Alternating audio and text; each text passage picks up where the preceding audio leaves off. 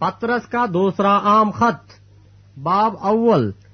شمعون پطرس کی طرف سے، جو یسوع مسیح کا بندہ اور رسول ہے، ان لوگوں کے نام جنہوں نے ہمارے خدا اور منجی یسوع مسیح کی راست بازی میں ہمارا سا قیمتی ایمان پایا ہے۔ خدا اور ہمارے خداوند یسوع کی پہچان کے سبب سے فضل اور اطمینان تمہیں زیادہ ہوتا رہے، کیونکہ اس کی الہی قدرت نے وہ سب چیزیں جو زندگی اور دینداری سے متعلق ہیں ہمیں اس کی پہچان کے وسیلے سے عنایت کی، جس نے ہم کو اپنے خاص جلال اور نیکی کے ذریعے سے بلایا، جن کے باعث اس نے ہم سے قیمتی اور نہایت بڑے وعدے کیے، تاکہ ان کے وسیلے سے تم اس خرابی سے چھوٹ کر جو دنیا میں بری خواہش کے سبب سے ہے، ذات الہی میں شریک ہو جاؤ۔ پس اسی باعث تم اپنی طرف سے کمال کوشش کر کے اپنے ایمان پر نیکی اور نیکی پر معرفت، اور معرفت پر پرہیزگاری، اور پرہیزگاری پر صبر، اور صبر پر دینداری، اور دینداری پر برادرانہ الفت، اور برادرانہ الفت و محبت بڑھاؤ، کیونکہ اگر یہ باتیں تم میں موجود ہوں اور زیادہ بھی ہوتی جائیں تو تم کو ہمارے خداوند یسوع مسیح کے پہچاننے میں بیکار اور بے پھل نہ ہونے دیں گے۔ اور جس میں یہ باتیں نہ ہوں وہ اندھا ہے اور کوتاہ نظر، اور اپنے پہلے گناہوں کے دھوئے جانے کو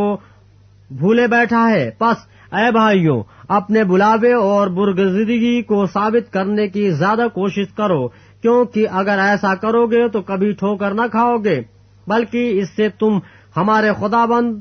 منجی یسوع مسیح کی ابدی بادشاہی میں بڑی عزت کے ساتھ داخل کیے جاؤ گے۔ اس لیے میں تمہیں یہ باتیں یاد دلانے کو ہمیشہ مستعد رہوں گا، اگرچہ تم ان سے واقف اور اس حق بات پر قائم ہو جو تمہیں حاصل ہے۔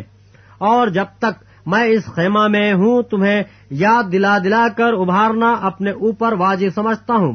کیونکہ ہمارے خداوند یسوع مسیح کے بتانے کے موافق مجھے معلوم ہے کہ میرے خیمہ کے گرائے جانے کا وقت جلد آنے والا ہے۔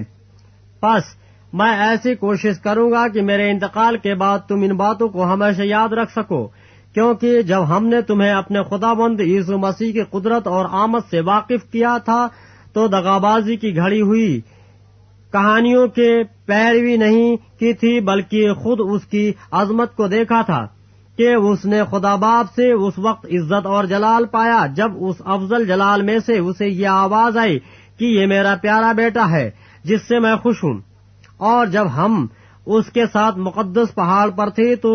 آسمان سے یہی آواز آتی سنی، اور ہمارے پاس نبیوں کا وہ کلام ہے جو زیادہ معتبر ٹھہرا، اور تم اچھا کرتے ہو جو یہ سمجھ کر اس پر غور کرتے ہو کہ وہ ایک چراغ ہے جو اندھیری جگہ میں روشنی بخشتا ہے، جب تک پاؤں نہ پھٹے اور صبح کا ستارہ تمہارے دلوں میں نہ چمکے۔ اور پہلے یہ جان لو کہ کتاب مقدس کی کسی نبوت کی بات کی تعویل کسی کے ذاتی اختیار پر موقوف نہیں، کیونکہ نبوت کی کوئی بات آدمی کے خواہش سے کبھی نہیں ہوئی، بلکہ آدمی روح القدس کی تحریک کے سبب سے خدا کی طرف سے بولتے تھے۔ باب دوم۔ اور جس طرح اس امت میں جھوٹے نبی بھی تھے، اور اسی طرح تم میں بھی جھوٹے استاد ہوں گے جو پوشیدہ طور پر ہلاک کرنے والی بدعتیں نکالیں گے، اور اس مالک کا انکار کریں گے جس نے انہیں مول لیا تھا، اور اپنے آپ کو جلد ہلاکت میں ڈالیں گے۔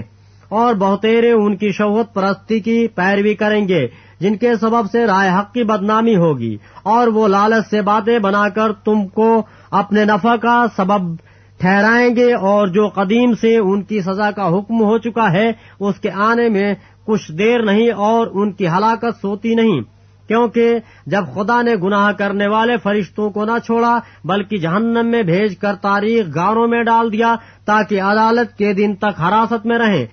اور نہ پہلی دنیا کو چھوڑا بلکہ بے دین دنیا پر طوفان بھیج کر راست بازی کے منادی کرنے والے نوح کو ماں اور 7 آدمیوں کے بچا لیا،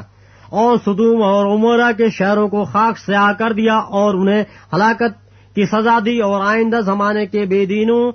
کے لیے جائے عبرت بنا دیا، اور راست باز لوط کو جو بے دینوں کے ناپاک چال چلن سے دکھتا رہائی بخشی، چنانچہ وہ راست باز ان میں رہ کر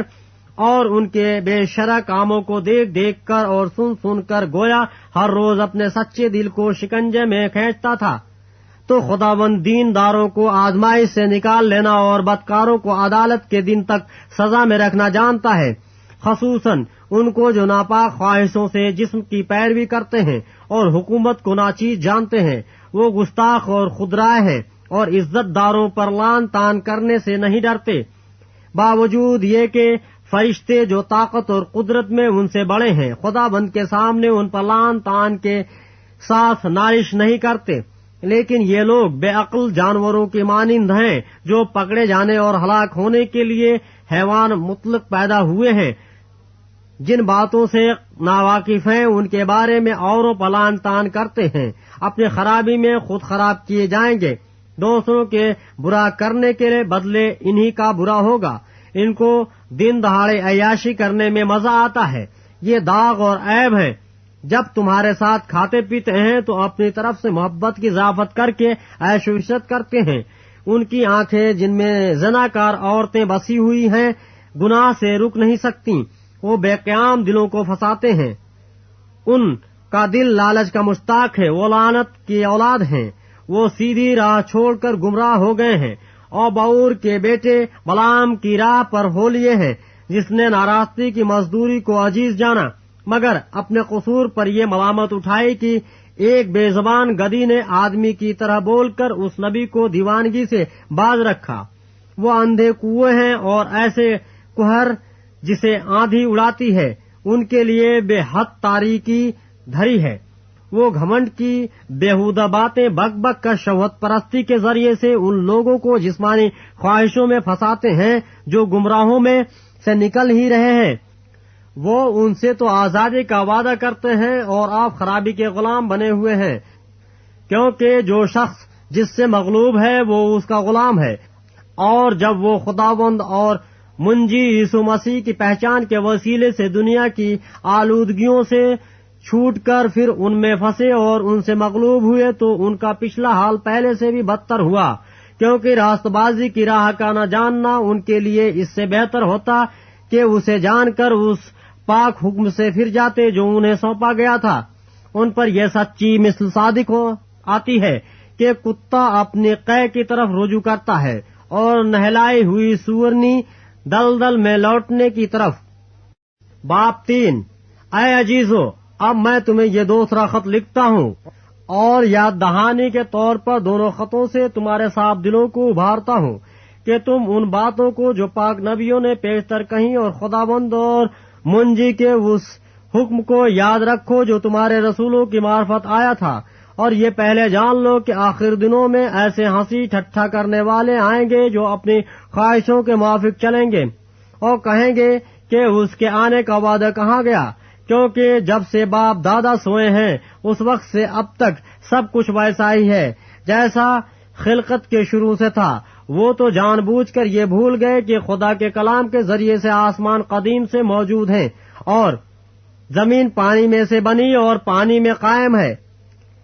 انہی کے ذریعے سے اس زمانے کی دنیا ڈوب کر ہلاک ہوئی، مگر اس وقت کے آسمان اور زمین اسی کلام کے ذریعے سے اس لیے رکھے ہیں کہ جلائے جائیں اور وہ بے دین آدمیوں کی عدالت اور ہلاکت کے دن تک محفوظ رہیں گے۔ اے عزیزو، یہ خاص بات تم پر پوشیدہ نہ رہے کہ خداوند کے نزدیک ایک دن 1000 برس کے برابر ہے اور 1000 برس ایک دن کے برابر۔ خداوند اپنے وعدے میں دیر نہیں کرتا جیسی دیر بعض لوگ سمجھتے ہیں، بلکہ تمہارے بارے میں تحمل کرتا ہے، اس لیے کہ کسی کی ہلاکت نہیں چاہتا بلکہ یہ چاہتا ہے کہ سب کی توبہ تک نوبت پہنچے۔ لیکن خداوند کا دن چور کی طرح آ جائے گا۔ اس دن آسمان بڑے شور غل کے ساتھ برباد ہو جائیں گے اور اجرام فلک حرارت کی شدت سے پگھل جائیں گے اور زمین اور اس پر کے کام جل جائیں گے۔